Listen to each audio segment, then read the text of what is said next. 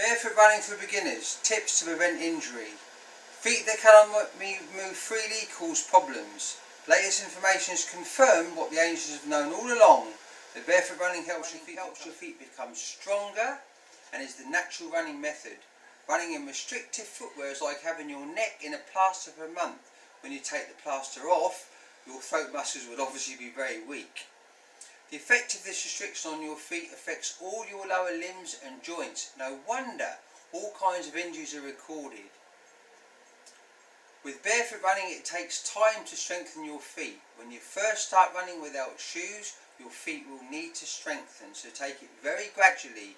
It takes a couple of months for your feet to strengthen to be able to cope with barefoot running. You'll be amazed at how strong and durable your feet will become. For years now, runners, including myself, have been advised that good running shoes are required to prevent injuries. We're advised that we need to spend money on quality running shoes to protect ourselves. The design of these running shoes was supposed to give you the right support, protection and balance features that runners needed. And if you had accidents, you probably had the wrong footwear. My personal experience shows this was not the situation for me. I do know the debate rages about for and against barefoot running. I would say that what you need to do is check out all the facts and make a decision. I think it is very significant that the major shoe manufacturers are now invested in marketing minimalist shoes.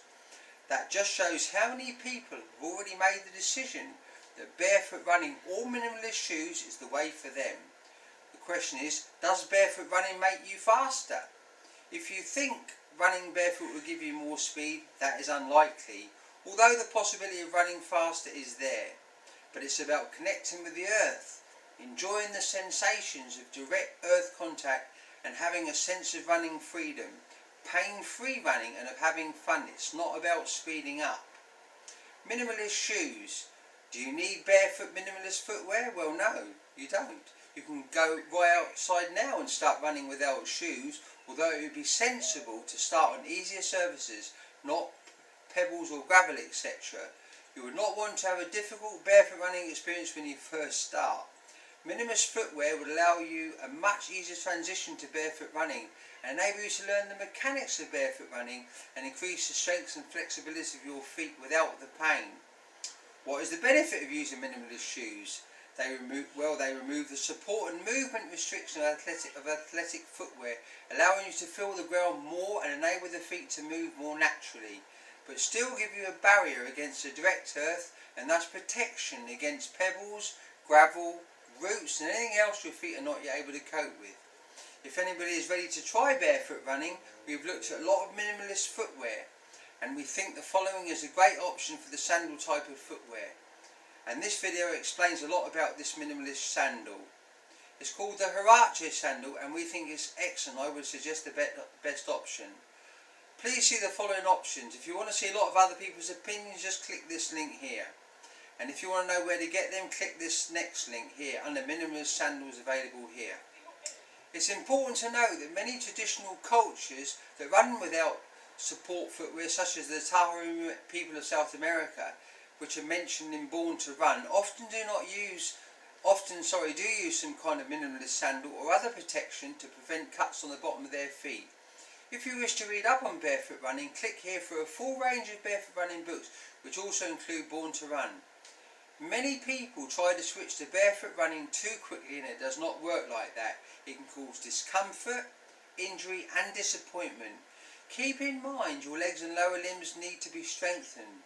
You have a lot of discomfort if you try to switch to barefoot running too quickly. You need time and patience. Research costs. If our research has helped you to make the right buying decision, the small commission we receive will help us continue our mission to deliver you vital information that benefits your health and fitness.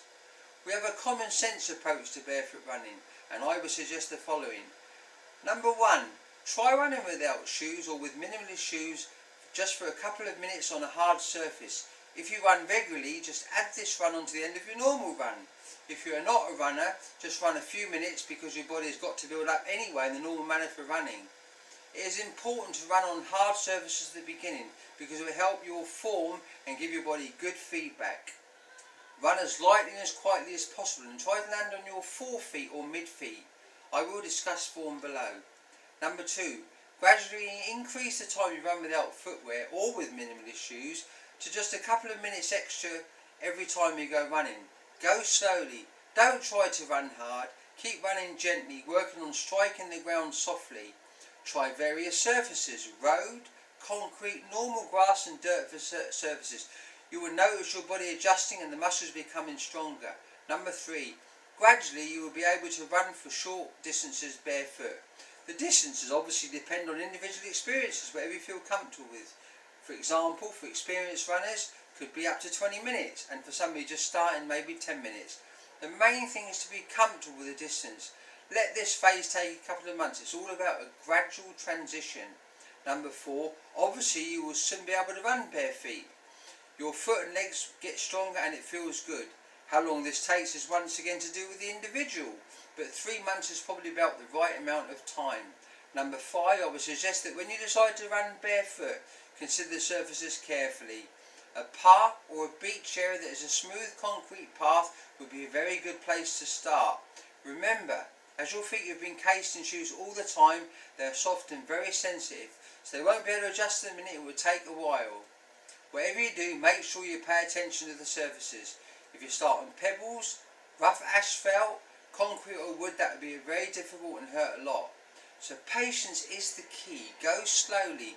There is no rush. When a proper transition has been made, it will feel great and you can then enjoy injury-free running, as I have, for as long as you like. Some tips on barefoot running. Number 1, this is about the form. Make sure you keep upright and balanced with your feet clearly under your hips and shoulders. 2, try to land on the balls of your feet. This is the best situation. If you try it too often with your forefeet, that's your toes, your calves can get sore. Be aware not to land on your heels. If you do, the way to correct this is to make your stride shorter. Number 3, stay light. You should feel like you're light on your feet, not pounding at all. Barefoot runners tend to be a little more springy in their step. Number 4, focus on trying to run softly, the same as an animal. Runners wearing shoes typically pound the ground hard. Number 5, your legs should not be extended the same as when you run in shoes. You need to shorten your stride if that's the case. Some frequently asked questions. If you have any other questions, please ask them via Twitter. Question: are there people who should not be barefoot running? I answer that. Sure there are. Click here. This people good information from Fit Day about who should not be barefoot running. I think they have covered all you need to know. Question: some runners run through pain. What do you feel about that when barefoot running? Answer: I don't think it's a good idea. Pain is a warning sign. I'm not talking about just aches, etc. But pain is saying to you, go easy, listen to your body. Better to go slower. If you need a break, take it. To injure yourself will not help your barefoot running career. Question: does running barefoot result in thicker soles over time? Answer: I've been barefoot running for about 8 years, 4 or 5 times a week, and in the summer most days. And my soles aren't what you say thicker, but they are very tough and pliable and can resist most stuff I run over. I do not have any thick calluses. Question: what about things like rocks or glass? Well, I'll answer that. Part of barefoot running is the focus that is required. You will continually watch the ground as you run. It does take concentration, but it does become much easier to do. Anything that can cause your feet problems, including rocks or glass, can be seen and avoided. In my years barefoot running, I've only had 3 incidents. 1 thorn and 2 bits of glass. Both of the glass incidents were my fault. Glass normally lays flat. If it's a really big bit, no problem, you can easily see it. The problem is with sharp slivers which can penetrate the feet. The good news is they have to be upright to penetrate the feet, which is very unlikely. For instance, incidents were when I was running in rain on rough terrain and I did not see the slivers. However, it was easily resolved. My daughter pulled them out with tweezers and all was fine. Can I run faster with barefoot running? That's another question. Well, I answer that I would not have thought so. I run about the same as when I was shod, but of course with the benefits it's much better for me. Barefoot running is about running fast. It's not about running faster, but all the other benefits we've discussed. Question: why do my calves get sore? Answer: your body's adopting a different form for running, and as with any type of new activity, the body will get sore and needs to adjust.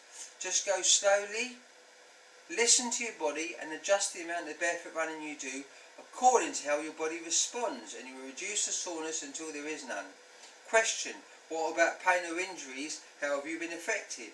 Answer. The reason I switched to barefoot running was because of the persistent various injuries I was getting with normal running. Since I switched to barefoot running, my running has been injury free. Remember, barefoot running is fun. The fact is, barefoot running is fun, it's natural. For myself and many others, we've experienced pain-free running, which has given me a really good feeling and a great confidence looking forward that I'll be able to enjoy running, fitness and health without fear of having to stop because of injury. Read my disclaimer on blog. Check out the facts for yourself, and I wish you all success with barefoot running.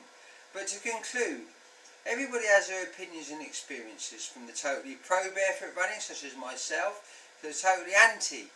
What I would say is read all you can, try it out, continue to experiment, and always be questioned until you reach the stage that you feel totally happy and confident with your barefoot running.